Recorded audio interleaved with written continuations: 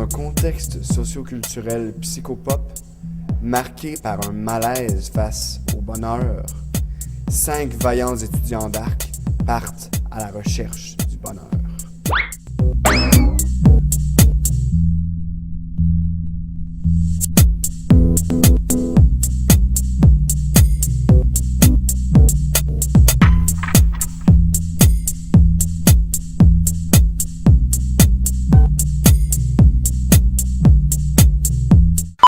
Mais avant de partir à la recherche du bonheur, demandons-nous tout d'abord, qu'est-ce que le bonheur?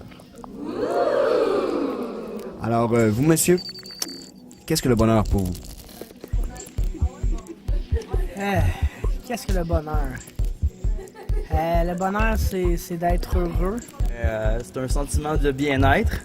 Le bonheur, pour moi, est égal à vivre épanoui puis être dans une liberté. En fait, le bonheur, là, c'est pas avoir à y penser. Faire du sport? D'après moi, c'est vraiment un bien-être avec soi-même, le bonheur à la base. C'est tout, mais c'est dans le regard, je pense. C'est dans le cerveau que ça se passe, c'est des connexions chimiques. Des neurotransmetteurs qui vont déterminer si tu vis du bonheur ou pas. Le bonheur, c'est comme sucre à la crème. Si t'en veux, fais-toi-en. C'est de prendre le temps de prendre le temps pour soi.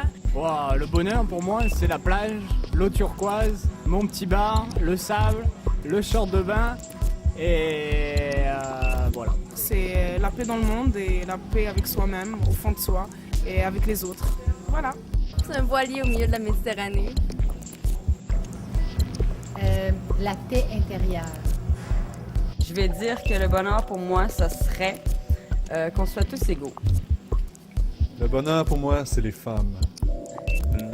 C'est l'épanouissement de l'être humain au sens plus profond de son âme.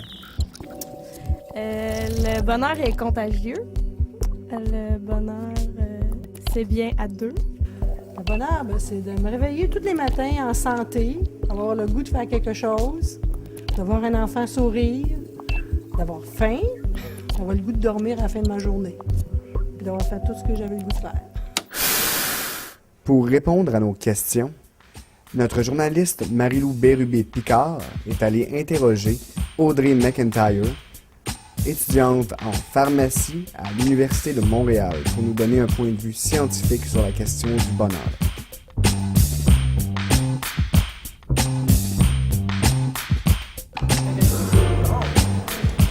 Alors, nous sommes en compagnie de Audrey McIntyre, étudiante en pharmacie à l'Université de Montréal. Alors, bonsoir Audrey. Salut Marie-Lou. Alors aujourd'hui, avec Audrey, on va aborder le bonheur sous un aspect scientifique. On va parler des médicaments qui influent sur l'humeur. Alors premièrement, Audrey, j'aimerais savoir quels sont les principaux types de médicaments qui agissent sur notre humeur. Bien, il y a d'abord 2 classes de médicaments principales qui agissent sur l'humeur. On parle des antidépresseurs. Ça, c'est des médicaments qu'on appelle psychoanalytiques. Qu'est-ce que ça va faire? C'est que ça va favoriser l'action du système nerveux central. Il y a aussi des médicaments qu'on appelle des benzodiazépines, comme le Valium, par exemple. Ça, c'est des médicaments qui vont plus relaxer la personne, qui vont plutôt supprimer un peu l'action au niveau du système nerveux central. OK. Moi, j'ai un commentaire à faire sur le bonheur par rapport aux médicaments. OK. Alors, les médicaments, le but premier des médicaments, c'est de rétablir ou de maintenir la santé. C'est ça le but. Dans les médicaments antidépresseurs, qu'est-ce qu'on veut atteindre? C'est augmenter les neurotransmetteurs pour qu'ils arrivent à un état optimal, un état normal. Donc, si on considère que les médicaments sont là pour rétablir la santé ou la maintenir, ça fait une belle réflexion dans le sens que, selon moi, quelqu'un qui n'est pas en bonne santé physique aura de fortes chances d'être malheureux. Toutefois, quelqu'un qui est en bonne santé physique, comme toi, comme moi, est-ce que ça lui amène nécessairement le bonheur? Excellente question que nous pourrons traiter dans un prochain reportage. Nous avons également rencontré une psychologue de la motivation afin de donner un point de vue purement humain sur le bonheur.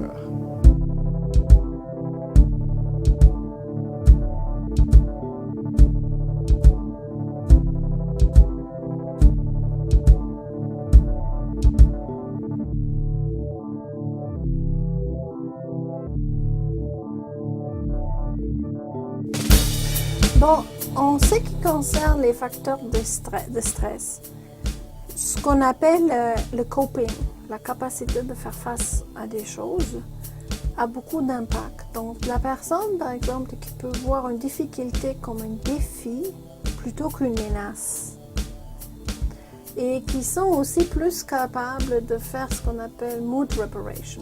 C'est-à-dire si quelque chose de négatif arrive, ils sont plus capables de se remettre dans un état positif. Donc certaines personnes, quand des choses négatives arrivent, ils persistent dans leur état négatif et trouvent ça difficile de se remonter, tandis que d'autres personnes trouvent ça très facile de se remonter. Leur set point est plus positif et donc ils ont beaucoup plus de facilité dans la régulation des émotions vers un état positif. Assez fréquemment, les choses négatives dans notre vie sont aussi des occasions. On peut changer, par exemple, le fait qu'on ne peut pas faire quelque chose nous offre aussi l'opportunité de peut-être faire autre chose. Nous avons donc exploré le bonheur sous toutes ses coutures, psychologique, personnel, scientifique. Mais à présent que l'exploration est faite, la recherche ne peut que se poursuivre. J'écrirai une page sur le bonheur en craignant ses bruits de fond, en me méfiant de ses moteurs. Je l'écrirai